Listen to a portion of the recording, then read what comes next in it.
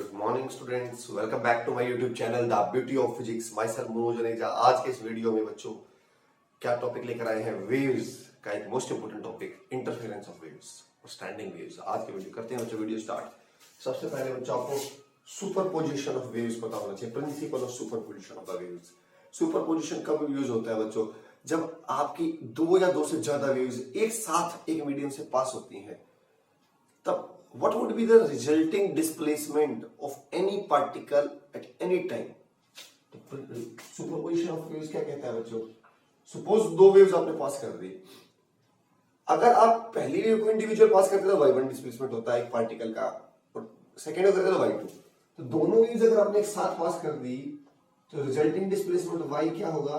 Vector sum of displacements due to individual waves caused to that particle. This is the principle of superposition of waves.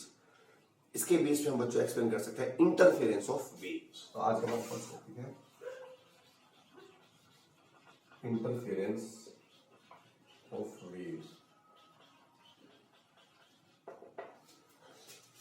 हाँ बच्चों, दो waves एक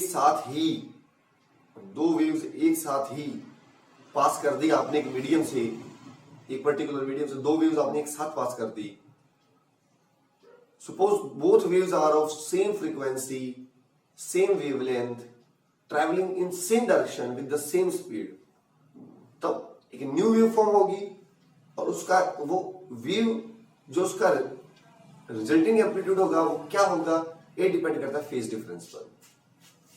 अगर individual waves जिन्हें super imposing waves कहते हैं, if they are in same phase, this one is my first wave, this one is my second wave, the new wave formed has an amplitude, suppose this is A1, this is A2, new wave formed has an amplitude A given by A1 plus A2, और बोलते हैं इसे constructive interference, क्योंकि resulting wave का amplitude दोनों का सम आएगा from this particular formula. When waves are in same direction, simply amplitude will be the algebraically sum of that individual amplitude. But if these superimposing waves are of different phase, this one is A1, this one is A2.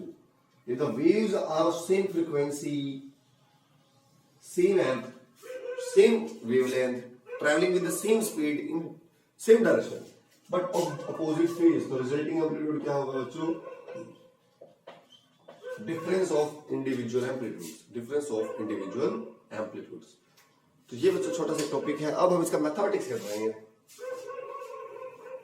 Mathematics interference of waves, यही condition बच्चों में interference of waves में यही condition में mathematics से लेकर आऊंगा कि when they are in the same phase, amplitude will be maximum. When they are opposite phase, amplitude will be the minimum. अभी मैथमेटिक्स, तो बच्चों दो वेव्स ले लेता हूँ। वेव की इक्वेशन हमें पता है A sin kx minus omega t, y2.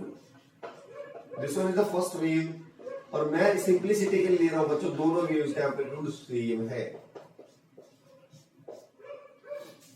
kx minus omega t plus phi, kx minus omega t plus phi. तो y क्या आएगा बच्चों? y1 plus y2। Value put कीजिए और एक कुछ कॉमन आ रहा है बच्चों,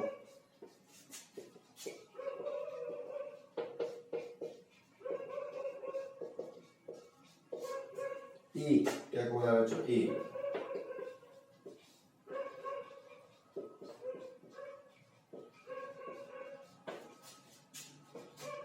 एक आइडेंटिटी होती है sine C minus sine D. Mathematics में आपको पढ़ी है, trigonometry chapter 3 class 11। 2 sine C plus D, this one is C, this one is D by 2। तो मैं सी प्लस डी करूंगा तो बच्चों इन दोनों टर्म्स में से ये दोनों टर्म्स दो बार हो जाएंगी बच्चों, इनटू कॉस सी माइनस डी। जब इसमें से इसको माइनस करूंगा तो बच्चों केवल 5/2 बचेगा मेरे पास। थोड़ा सा और मैथमेटिक्स, इस 2 को आगे ले आइए, 2a इस cos 5/2 को भी आगे ले आइए, sin kx minus omega t plus 5/2। तो ये आ गई बच्चों रिजल्टिंग वेव की equation. This is the equation of the resulting wave having amplitude 2a cos 5/2, 2a cos 5/2।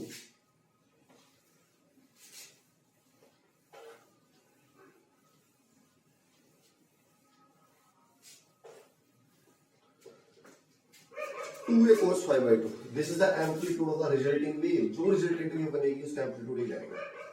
अब बच्चों मैंने आपको क्या बताया था, फेज डिफरेंस अगर सेम फेज phi 0 है तो दे एम्पलीट्यूड विल बी मैक्सिमम। यहां से देखिए आप, when phi is 0 this term will be 0/2 is 0, amplitude will be maximum 2a, and intensity is amplitude square, this will be 4a square। Suppose this is my I know, amplitude intensity is also maximum because amplitude is maximum। अब बच्चों when phi is 180 means pi opposite phase जो मैंने आपको बताया था, तो amplitude would be minimum 2a cos, when phi की value pi और cos pi/2 cos 90 is 0, amplitude will be 0 and hence intensity is 0। So it all depends upon the phase difference of the superimposing waves, whether the amplitude would be maximum or whether the amplitude would be minimum and hence intensity। इसके बाद करते हैं बच्चों में एक topic standing waves.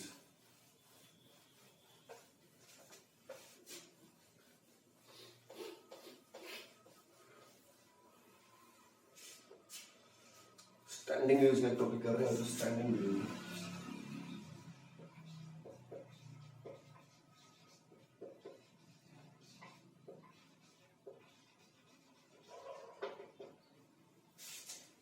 Standing waves कब form होते हैं, नाम से लग रहा है वैसे स्टैंड हो गई हैं, प्रोग्रेस नहीं हो रही। जब भी आप दो प्रोग्रेसिव वेव्स जो same amplitude same frequency, amplitude same होना ही चाहिए इसमें, ये नेसेसिटी है, same frequency same wavelength travelling with the same speed but in opposite direction superimpose हो जाए, तो एक ऐसा वेव फॉर्म बन जाएगा there will no net transfer, और उसे बोलते हैं स्टैंडिंग वेव्स। उसे क्या बोलते हैं, स्टैंडिंग वेव्स। अब इसका मैथमेटिक्स कर लेते हैं बच्चों। फर्स्ट वेव जो इधर जा रही है पॉजिटिव एक्स एक्सिस के लोग तो माइनस आएगा, और नेगेटिव एक्स एक्सिस वाली में बच्चों को प्लस आएगा। स्टैंडिंग वेव की इक्वेशन चाहिए, प्रिंसिपल ऑफ सुपरपोजिशन क्या कहता है, y equal to y plus y2।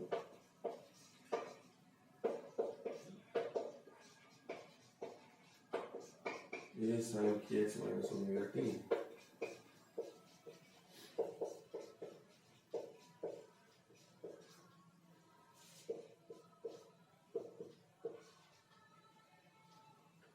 ये बच्चों कॉमन, फिर वही आइडेंटिटी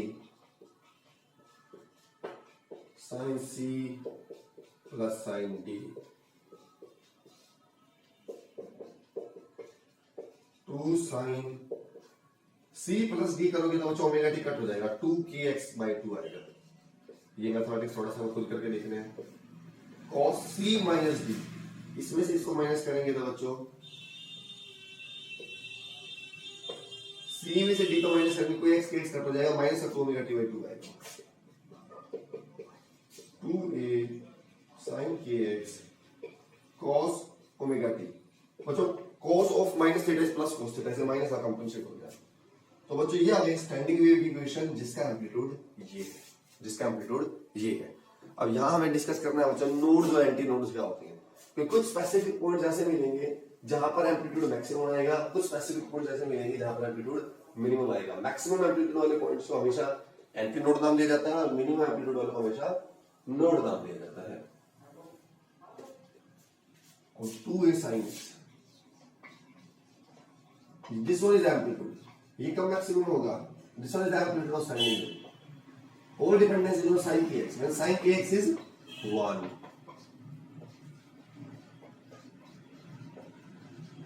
sin 1 किसमें होता है बच्चों, 90p 3π/2p 5π/2p, तो 180 के बाद 90 270 450 तो यहाँ पर n की वैल्यू 0 हो सकती है, 1 हो सकती है, 2 हो सकती है। 0 पुट करोगे तो 5/2 आएगा 90, 1 पुट करोगे तो 3/2 270 आएगा। कट करते तो kx आ गया n प्लस हाफ पाई। k को क्या पुट कर सकते हैं बच्चों? k हमें पता है क्या है, wave propagation vector 2π/λ।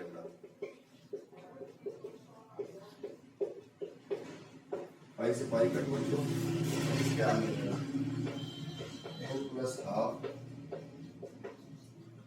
λ/2, n plus half. और ये कहा है बच्चों, मैंने कौन से पॉइंट्स निकाले हैं जहां पर एम्पलीट्यूड होगा मैक्सिमम। n की वैल्यू 0 पुट करो, n की वैल्यू 1 पुट करो,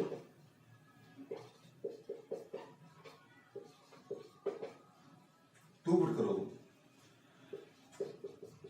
first anti node, second anti node, third anti node, separation निकालना बच्चों किसी भी दो एंटी नोड के बीच का।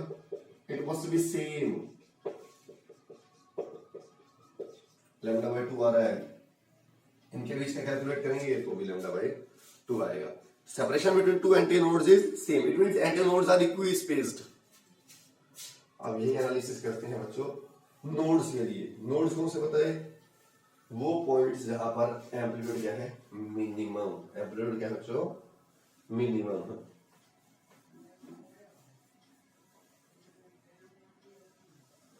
साइन की मिनिमम वैल्यू बच्चों -1, बट -1 से तो एम्पलीट्यूड तो वही आएगा, बट पहले 0 बच्चों, 0 क्या लेंगे बच्चों? 0। और 0 किसको होता है? साइन 0 होता है, 180 पे 0 होता है, 360 पे 0 होता है, n पाई बोलो तो kx क्या आ गया बच्चों? n pi. k is what 2π/n पाई, पाई से पाई कट, x क्या आ गया? n λ/2। n के लिए 0 पुट करेंगे तो 0 λ/2, 2 λ/2 मतलब लैम्डा। सेपरेशन निकाल के देखिए, अगेन इट विल बी λ/2। तो नोड्स और antinodes both are equally spaced having equal separation given by the λ/2। तो ये था बच्चों आज का वीडियो, मोस्ट इंपोर्टेंट टॉपिक था। नेक्स्ट वीडियो में हम आपके लिए क्वेश्चंस लेकर आएंगे उन सभी टॉपिक्स के, वेव्स के जो हमारे सिलेबस में हैं, क्योंकि बहुत सारे टॉपिक्स हमारे सिलेबस से कट हो चुके हैं। Doppler effects, beats, there number of topics which have been deleted this year. तो यहां तक हमारा होगा डन। नेक्स्ट वीडियो में लाएंगे आपके लिए numericals. Thank you so much children.